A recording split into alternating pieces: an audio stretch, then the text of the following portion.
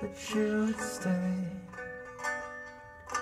I followed to the city thinking you would change your way, but you might be the first time. Chapter 3. 1. My thoughts are bees on the blue lotus of my divine mother's feet. Daniel Dooley. 2. The problem with sitting is the stillness. The floor comes at me in waves and thoughts. In the darkness is something I'm curious about, but I'm not that curious. The problem with standing is the pacing, the tracing, the racing. That's my mind, you understand, moving not in a linear path, but exploring it. The curtain over the broken glass holds a demon, but you already knew this about me. You should have been more honest with me. The folds form his eyes. The folds form that evil smile, and they form each and every one of those teeth like razors, like an outlet. I asked him his name, but he's not talking. Yet. But Bruce is. He's talking from every goddamn one of those paintings. Rotting flesh. A train loaded with coal. And the tracks are fucked up too. 3. When my great-grandmother died, Grandma was married and living in Texas, where Grandpa was stationed before the war. She was too heartbroken to go home for the funeral. Instead, she avoided the whole mess and stayed in Texas with Grandpa. 4. The distractions were thinning, and there was a week left before Dorothy came home. I wanted so badly to make it, to do what I said I would do and stick it out, watch over her place while she was away, feed the cat. It seemed like such a simple prospect beforehand, but I was afraid now. I felt something old and terrible. Tales of the Skyrat had lost its hold on me. I was no longer content to simply explore the buildings surrounding the Triumph Tower, waiting for my psychic powers to alert me of a citizen in danger, someone to save. I had earned a blue ribbon in all of the time trials. The combat tours were now cakewalks. Berserker tossed exploding grenades at me, laying waste, losing me in Midtown again. My notebooks were empty. I wasn't even drunk. 5. One message from Bruce says, "Dude, I'm going to ace every fucking one of my finals. Carry me up those stairs, and we'll celebrate with some scotch before I sled back down all 3 flights on a cardboard box. Call me." 6. For some unexplained reason, it seemed like a good idea to cut myself. I found a razor, took off my shirt, and had a seat. I slashed the soft underside of my forearm an inch above the angle. You should know that this was for entertainment, not for murder. I did it again, just above the last one.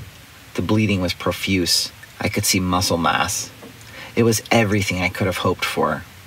I did it again and again, alternating forearms. There was a knock at the door. My mother said, "Wayne, you have company, dear." My heart dropped. I uttered an, "Okay, Mom," panicking. My blood flowed. I was white. 7. I wanted to see Jasmine again. I imagined scenarios in which I would knock on her door at night to meet Mary Catherine and the rest of the hive. My seduction would be smooth as accounts. I edited the scenario in my mind. I hadn't been in Dorothy's room for days. Mostly, I tried to sleep the time away on the couch, dreaming my fucked up dreams because I could not operate the Ouija board on my own. The last time I had tried was the afternoon after Terry had left, sitting on Dorothy's bed with both hands on the cursor repeating, "Sally, are you there? Sally, are you there?" If she was, I couldn't tell. You should know that someone was there. The faucet in the bathroom came on at random times, but the best ones were the well-timed ones. Turn on the TV, faucet comes on. Turn off the TV, faucet comes on. Walk out of the bathroom, faucet comes on. Walk out of the bedroom, faucet comes on. It was more annoying than anything else, but there was one incident that terrified me. It was some awful hour in the morning when I was awoken by Dorothy's stereo. The speaker said, "What are you doing?" I didn't speak because my heart wanted out. Finally, I said, "Who said that?" The speakers replied with a chuckle, "You know who this is," and the stereo shut off. I didn't leave because I felt so guilty about all of the mess. I hadn't even cleaned up the glass from the window Terry had broken or the remnants of the busted lamp.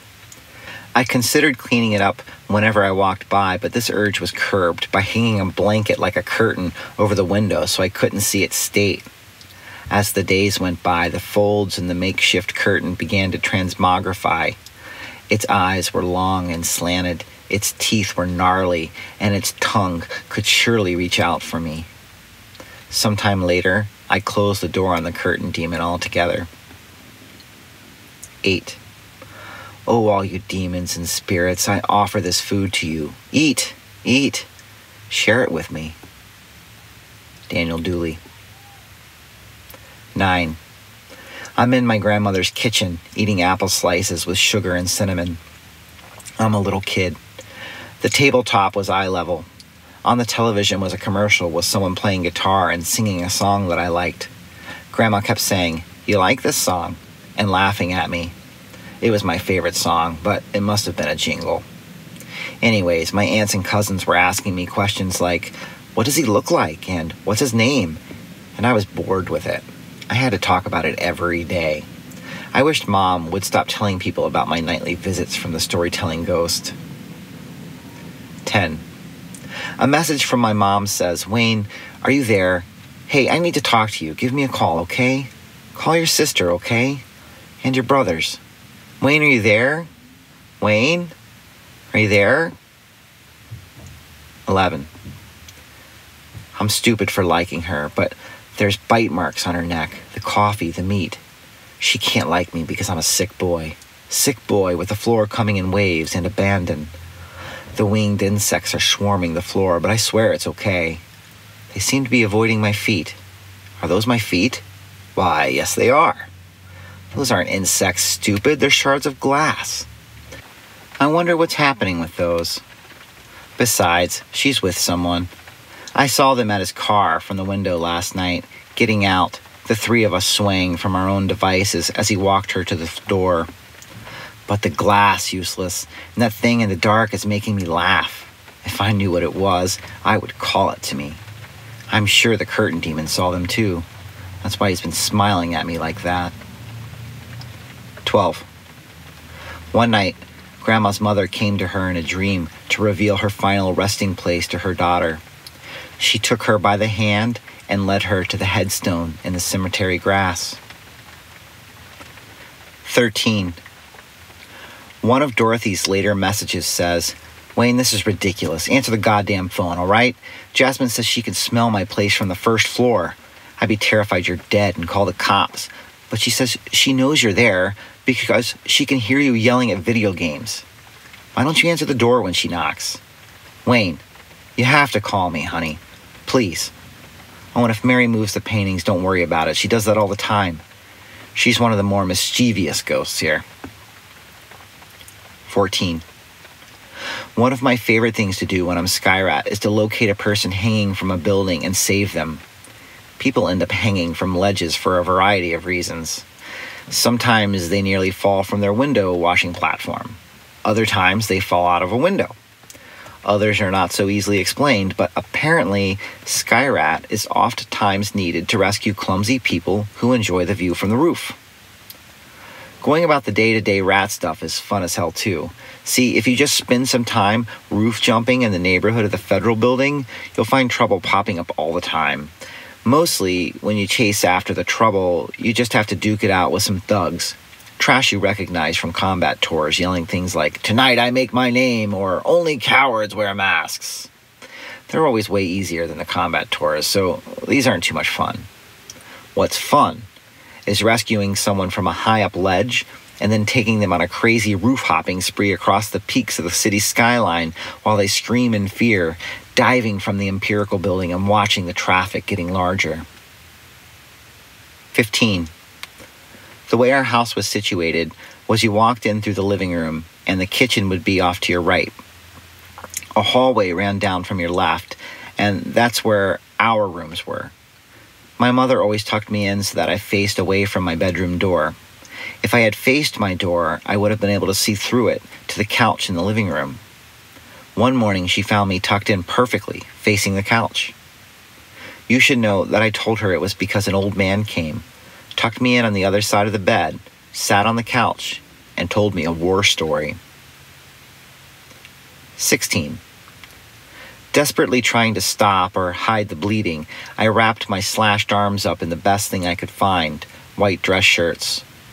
For some reason, all of my clothes were white, my dresser full of white shirts, pants, everything. I looked out of the window to see who was visiting me, and the parking lot was fucking full. People were still coming, and I knew them all. Every goddamn person I ever knew was there. All of them, dressed in white. 17. I am sitting in a field next to 2 aqua green porta potties on an awkward slope. There are trees in the distance all around. I am afraid. Red sky at night, sailor's delight, I remember thinking. From inside one of the porta potties, Bruce says, "Wayne, there's no fucking toilet paper in here. Can you believe this?" He was laughing, though. The best idea, I thought, was to push it over. I walked around behind it and said, "Bruce?" He said, "Get in that other porta potty and get me some paper, man." So I pushed it over onto the door. I sat down and admired the mess. After I had breath, I said, "Bruce, I'm sorry." But there was no answer. I'm not sure if it was because his neck was broke or because he had drowned. 18. I thought about Sally a lot. I wanted to see Jasmine again. Mostly, I thought about moving in with my parents, being homeless, trying not to step in the cat shit as the cat avoided its own litter box like it avoided the guest room. All of my CDs, books, and movies were in the guest room, but I didn't care about anything but the old Daniel Dooley EP I had found while packing, some solo project he had released after Meat Curtain broke up. I listened to it over and over again, every night lying awake, considering Terry's mushrooms. I wanted something new, but Dorothy had brought all of her CDs with her and books. Her bookshelves were lined with social science books and romance novels. She had movies like 14 Going on 40, Fireworks Day, and an assortment of Matthew Ferry vehicles. I knew that I should have been taking her advice, spending my alone time writing, but the things I wanted to write down were too terrible to share. 19. They were the worst kind when I was a kid, wrong side of the map. Traded with traitors, made war with our neighbors, wrong side of the map. They were the drunk ones. They saved all their shells for weekday vacations so we could raise hell. Daniel Dooley. 20. One of Bruce's later messages says, "Wayne, so what's the deal, man? I'm hearing strange shit from Dorothy, and she's a little freaked out about you. Wayne, don't make me come up there." 21. Grandma woke up from the dream of her mother and wasted no time going back to find her grave. And there it was, in the cemetery grass, right where Mother said it would be.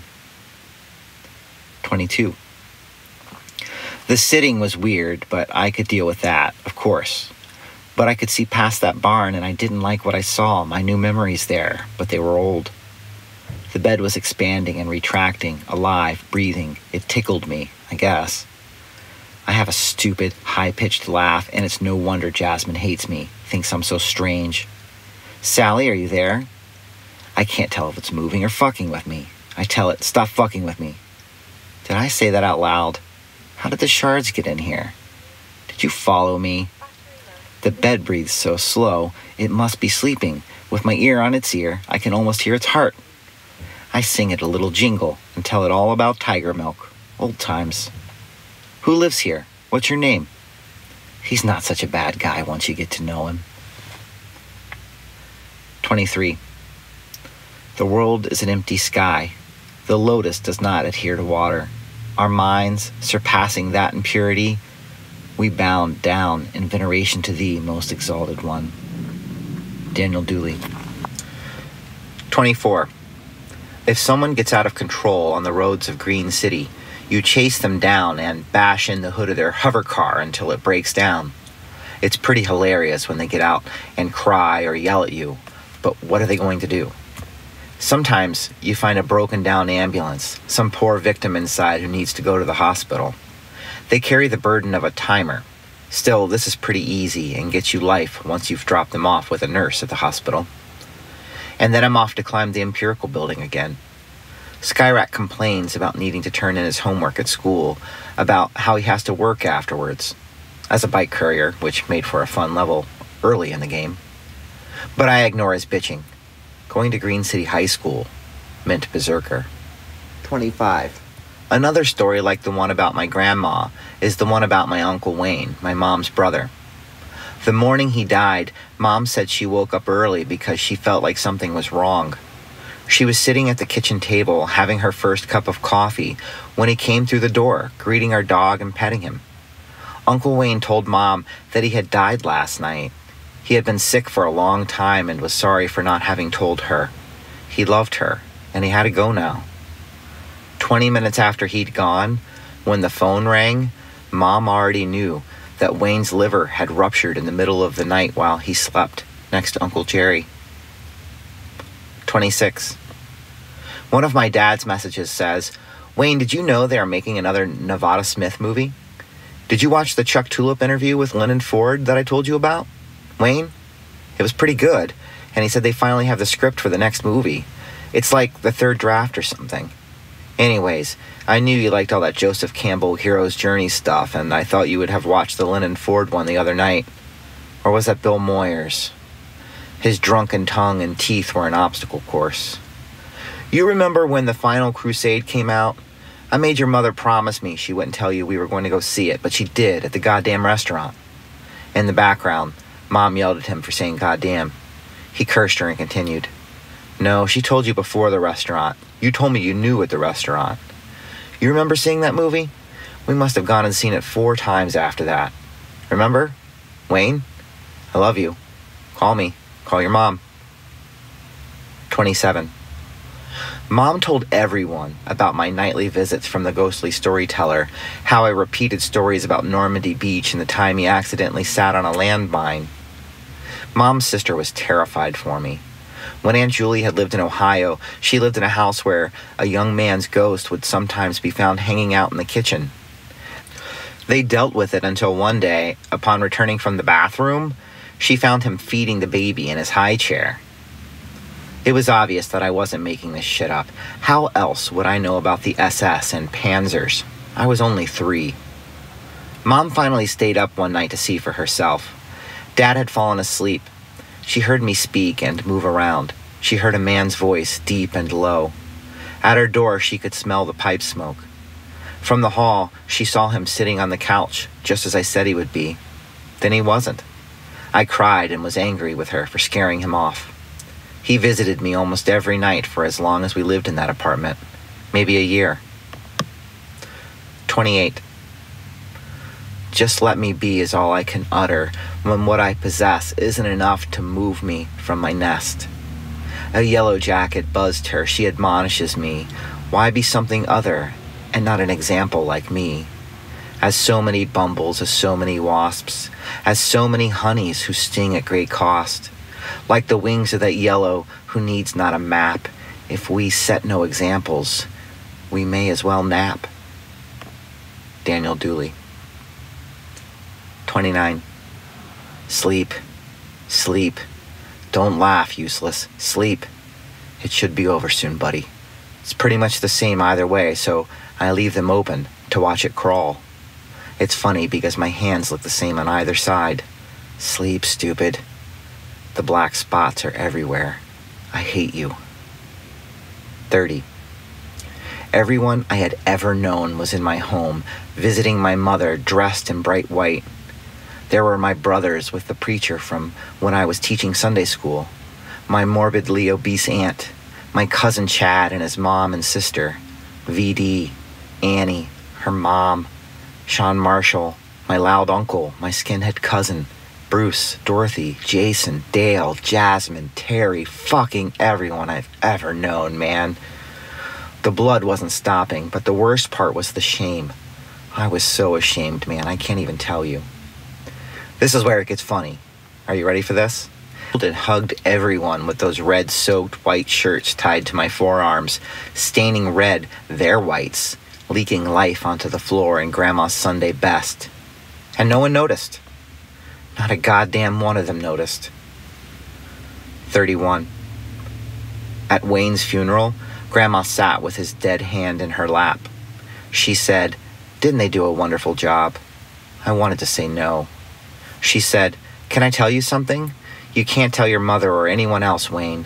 They already think I'm crazy." The morning he died, I woke up and I knew Wayne. I simply knew that something was wrong. I hurt so bad, I could barely make it to sit at my spot at the kitchen table. Usually I make coffee, but my back hurt so badly that morning, I could barely walk, I tell you. I hurt so bad. And here walks in Wayne, petting the dog, telling me goodbye, that he had died, saying that he was sorry he hadn't told me how sick he was. 32. One of Bruce's last messages says, "She's in lots of books, Wayne. I saw it at the library, lots of pictures, but that's not what bothers me. What bothers me is that she is coming to you in your dreams.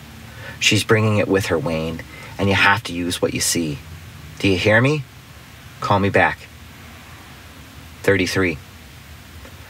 I'm not sure what time it was, but it must have been late afternoon. I was on Dorothy's bed and could feel the Ouija board under my back, the cursor under my leg. I tried to move. I wasn't alone in the room. Scream useless, but I didn't. I tried to breathe, tried my fingers. What if I stopped breathing? She was standing to the right of the bed, that's all I knew. Sally, the hag, a vampire, the curtain demon, berserker. I fought against the inevitable, the climb on my chest, the suffocation. The touch on my forearm was warm. I came awake with a scream, flipped left, and flopped off of Dorothy's bed and onto the floor. She giggled and put her hand to her mouth. Her hair flopped into her eyes and she brushed it away. She must have been 11 or 12. She said, "I'm Sally, what's your name?" and started to come around the bed. I lost sight of her for a moment, and she was gone. 34. Some switch in my brain was flipped. My tour of duty as an embattled house-sitter was coming to a close. Dorothy would be home in 2 days. I dumped the cat box into the garbage bag and went on a fecal treasure hunt. I set to quiet work, picking up the bottles, sweeping up the ashes, dumping the juice bottles full of piss next to the couch in the toilet. The plan was to deep clean from room to room, finish by the end of the day, and write down my old family ghost stories and nightmares. I had to write something before Dorothy came home. Finishing up the living room found me hungry, so I doctored up some tomato soup with garlic powder and Parmesan cheese and watched TV. When the soup had been devoured, I decided to play Tales of the Skyrat. I roof-hopped across the rooftops to Green City High School to set the story mode into motion, pitting me once again against Berserker. I avoided his attacks and chased him down until he relented for battle. The pattern was easy. I knew when to attack. I saved my game and picked up my dishes. When I turned the kitchen faucet off, I could hear the bathroom faucet come on. I turned it off and considered the portrait of the dreadlocked man in the bathroom, tuning his guitar on the porch swing where Bruce's masterpiece had hung before Mary moved it. I thought that I should put the paintings back. I stared at Dorothy's nude portrait above her bed. Next to her bed, on the nightstand next to the phone with the ringer off, the answering machine light blinked incessantly.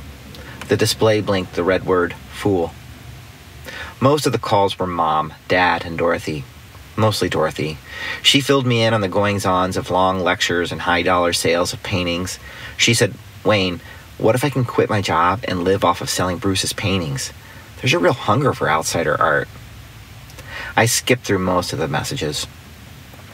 One of my mom's messages from the middle of the pile said, "Wayne, I wanted to tell you something before you hung up, but your dad just hung up without giving me the phone. Listen, Wayne, the police called. They're looking for Terry." There was a message from Sergeant Grayson, too, telling me that if I had any information about Terry's whereabouts, it would be in my best interest to call him. Mom said, "He's wanted for breaking into a family's home while they were sleeping and robbing them, Wayne. He told his mom he's innocent, but that boy. And Wayne, I also wanted to tell you that it's not your Sally's ghost there, it's a little girl." Bruce's messages began as reports on school and life. He claimed that he was almost rich from selling paintings. Then they were worried, and then they became angry and random, crazy even, telling me harebrained conspiracy theories, telling me about a skull-faced time traveler named Gabriella, theorizing about the nature of my dreams. He questioned Dorothy's loyalty to him. His last message said, "It's time, Wayne. You can't stop it, but you'll help." 35. I couldn't imagine Terry in an armed robbery in the home of a sleeping family, but it didn't matter. He was going to jail if he was caught. I kind of hoped I would never hear from him again. When he and Frank were visiting, Terry would not let us take the mushrooms he had brought with him in his backpack. Taking mushrooms is all about being in a safe environment if you want to have a good trip, he said. Not in this place, Wayne, clutching the Bible to his bare chest. I said, whatever's going on here, I don't think it can hurt us. Dorothy said it wouldn't. Yeah, but who trusts a succubus? I don't want to flip that switch here, no thanks, said Frank. He had had a bad trip himself recently, involving a lengthy conversation with a dancing house about suicide. Myself, I had enjoyed my last experience with psychedelic drugs and found it healing and creatively inspiring.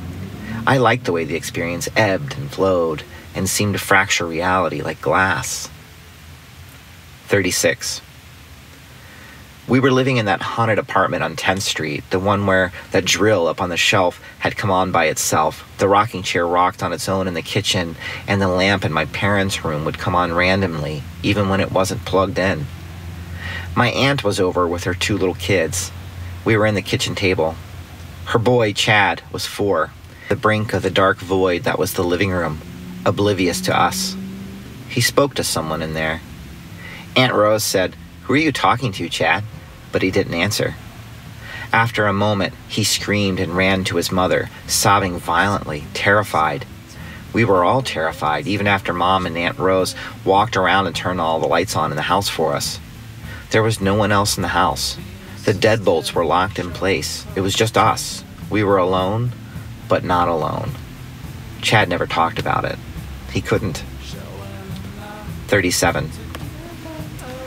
Well before sunrise, you broke free of your dream to look down on my nest where I slept on the floor, an unwelcome guest. You're as that yellow jacket, you're as that black wasp. You're a honey-making hive, trading stingers for eyes. For the love of a queen who's never known love. If we're no example, no wonder we're buzzed. Daniel Dooley. 38. I had 1 day left. The living room remained the only clean room in the house, despite my dishes and socks. It was 4:30 when I started, just before the knock at the door. I hoped it was Jasmine, but instead, in the hall, lying on the unfinished hardwood floor, was Bruce, soaked in sweat, gasping, trying to catch his breath. He had shaved his head and face completely. He was in camouflage shorts, the sweat making his meat-curtain tour t-shirt cling to his ribs. He looked himself over, then looked back at me with a knowing smile, saying, "Now I am become death, the destroyer of worlds." His sunglasses hid his eyes. There were cuts and dried blood on his head. The bottle of scotch was but a third of what it once was. Break down a box, Wayne. Let me show you how sledding is done. 39. Oh, to live and breathe, with death our dream. Oh, to live and breathe, with death our dream. Daniel Dooley.